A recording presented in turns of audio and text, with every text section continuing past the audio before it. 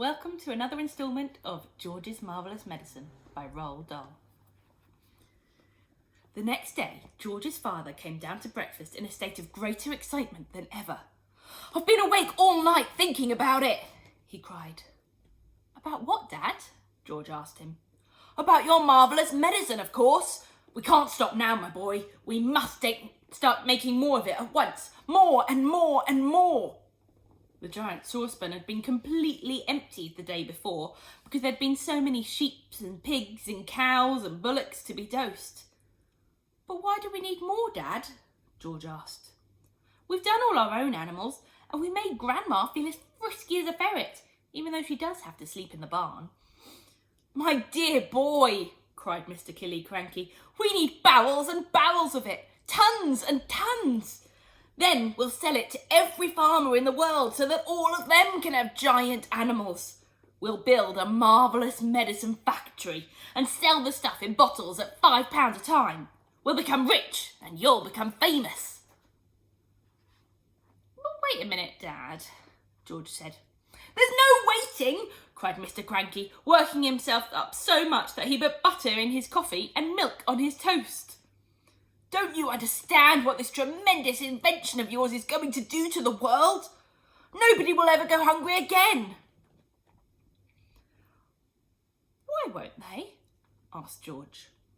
"Because one giant cow will give 50 buckets of milk a day," cried Cranky, waving his arms. "One giant chicken will make 100 fried chicken dinners, and one giant pig will give you 1,000 pork chops.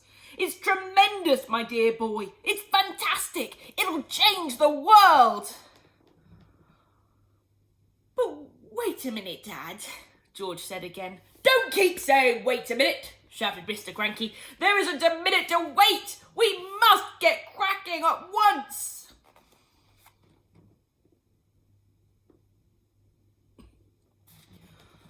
"Do calm down, my dear," Mrs. Cranky said from the other end of the table. "And stop putting marmalade on your cornflakes." "The heck with my cornflakes!" cried Mr. Cranky, leaping up from his chair. "Come on, George, let's get going. And the first thing we'll do is to make one more saucepan full as a tester."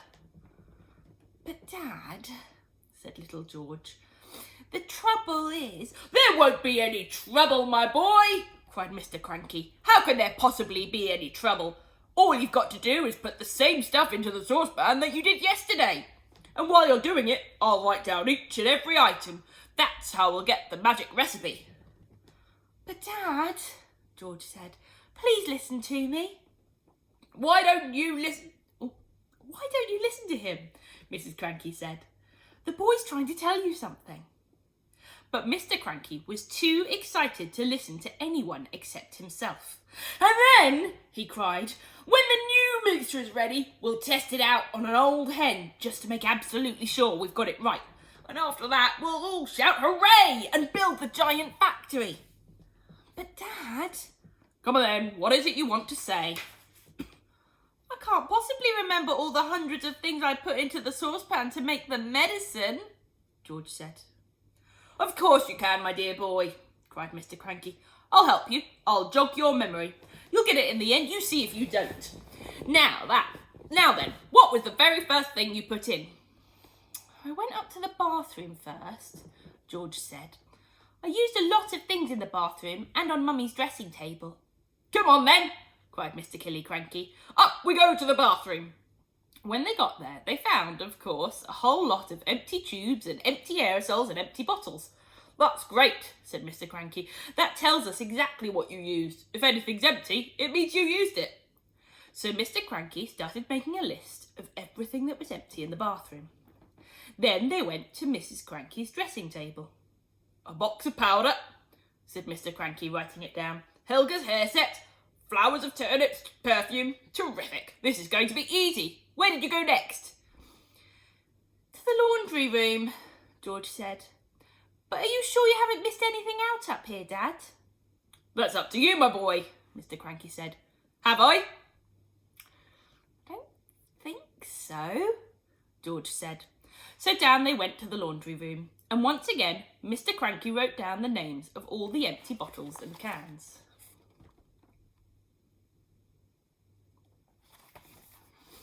My goodness me, what a mass of stuff you used, he cried. No wonder it did magic things. Is that the lot? No, Dad, it's not, George said, and he led his father out to the shed where the animal medicines were kept and showed him the 5 big empty bottles on the shelf. Mr. Cranky wrote down all their names. Anything else? Mr. Cranky asked. Little George scratched his head and thought, but he couldn't remember having put anything else in. Mr. Killicranky leapt into his car and drove down to the village and bought new bottles and tubes and cans of everything on his list. He then went to the vet and got a fresh supply of all the animal medicines George had used. Now show me how you did it, George, he said. Come along, show me exactly how you mixed them all together. Marvellous medicine number 2. They were in the kitchen now, and the big saucepan was on the stove. All the things Mr. Cranky had bought were lined up near the sink. Come along, my boy, cried Mr. Killicranky. Which one did you put in first? This one, George said. Golden Gloss hair shampoo. He emptied the bottle into the pan. Now the toothpaste, George went on, and the shaving soap, and the face cream, and the nail varnish.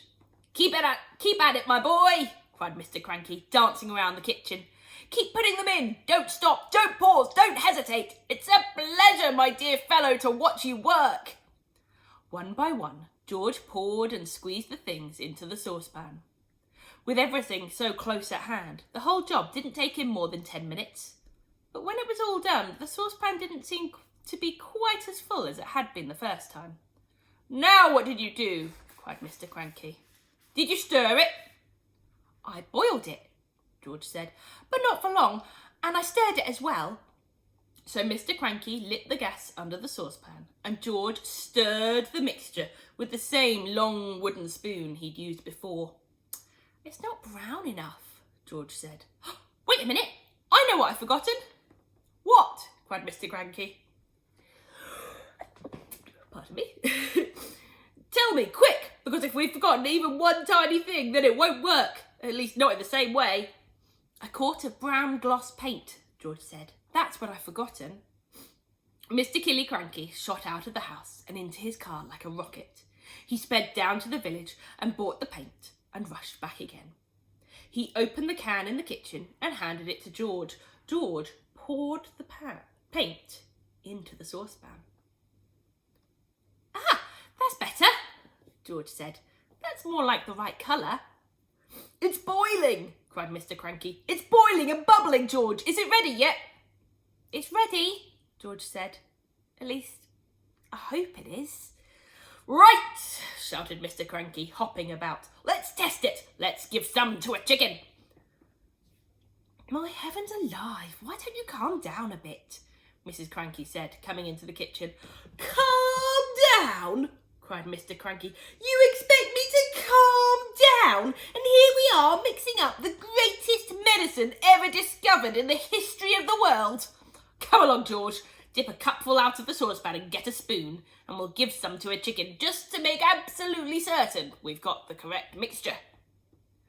Outside in the yard, there were several chickens that hadn't had any of George's marvellous medicine number 1. They were pecking about in the dirt, that silly way chickens do. George crouched down, holding out a spoonful of marvellous medicine number 2. Come on, chicken, he said. Good chicken, chick, chick, chick. A white chicken with black specks on its feathers looked up at George. It walked over to the spoon and went, peck. The effect that medicine number 2 had on this chicken was not quite the same as the effect produced by medicine number 1, but it was very interesting. Whoosh! Shrieked the chicken, and it shot 6 feet up in the air and came down again. Then sparks came flying out of its beak, bright yellow sparks of fire, as though someone was sharpening a knife on a grindstone under its tummy. Then its legs began to grow longer. Its body stayed the same size, but the 2 thin yellow legs got longer and longer and longer and longer still. What's happening to it? Cried Mr. Killicranky. Something's wrong, George said. The legs went on growing, and the more they grew, the higher up in the air went the chicken's body. When the legs were about 15 feet long, they stopped growing. The chicken looked perfectly absurd with its long legs and its ordinary little body perched high on top. It was like a chicken on stilts. "Oh, my sainted aunts!" cried Mr. Killy-Cranky. "We've got it wrong. This chicken's no good to anybody. It's all legs. No one wants chicken's legs." "I must have left something out," George said. "I know you left something out," cried Mr. Cranky. "Think, boy, think. What was it you left out?" "I've got it," said George. "What was it? Quick!" "Flea powder for dogs," George said. "You mean you put flea powder in the first one?" "Yes, Dad, I did. A whole carton of it." "Well, then that's the answer." "Wait a minute," said George. "Did we have brown shoe polish on our list?" "We did not," said Mr. Cranky.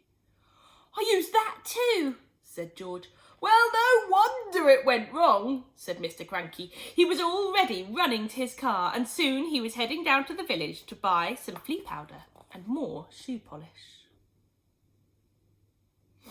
Marvellous medicine number 3.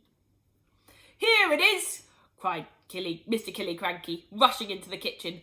"1 carton of flea powder for dogs and 1 tin of brown shoe polish." George poured the flea powder into the giant saucepan. Then he scooped the shoe polish out of its tin and added that as well. "Stir it up, George," shouted Mr. Cranky. "Give it another boil. We've got it this time. I'll bet we've got it." After Marvellous medicine number 3 had been boiled and stirred, George took a cupful of it out into the yard to try it on another chicken. Mr. Cranky ran after him, flapping his arms and hopping with excitement. "Come and watch this one," he called out to Mrs. Cranky. "Come and watch us turning an ordinary chicken into a lovely great big one that lays eggs as large as footballs." "I hope you do better than last time," said Mrs. Cranky, following them out. "Come on, chicken," said George, holding out a spoonful of medicine number 3. "Good chicken. Chick, chick, chick, chick, chick. Have some of this lovely medicine." A magnificent black cockerel with a scarlet comb came stepping over. The cockerel looked at the spoon and it went peck. "Cock-a-doodle-doo!" squawked the cockerel, shooting up into the air and coming down again. "Watch him now," cried Mr. Cranky. "Watch him grow. Any moment now he's going to start getting bigger and bigger." Mr. Killy-Cranky, Mrs. Cranky and little George stood in the yard, staring at the black cockerel. The cockerel stood quite still. It looked as though it had a headache.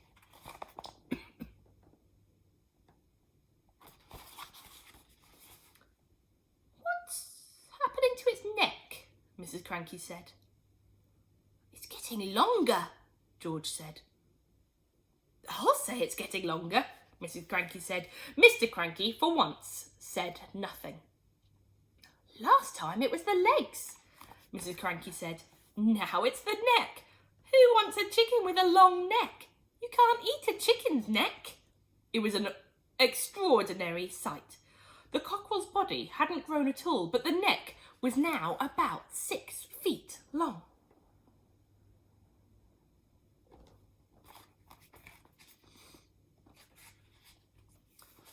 "All right, George," Mr. Cranky said. "What else have you forgotten?" "I don't know," George said.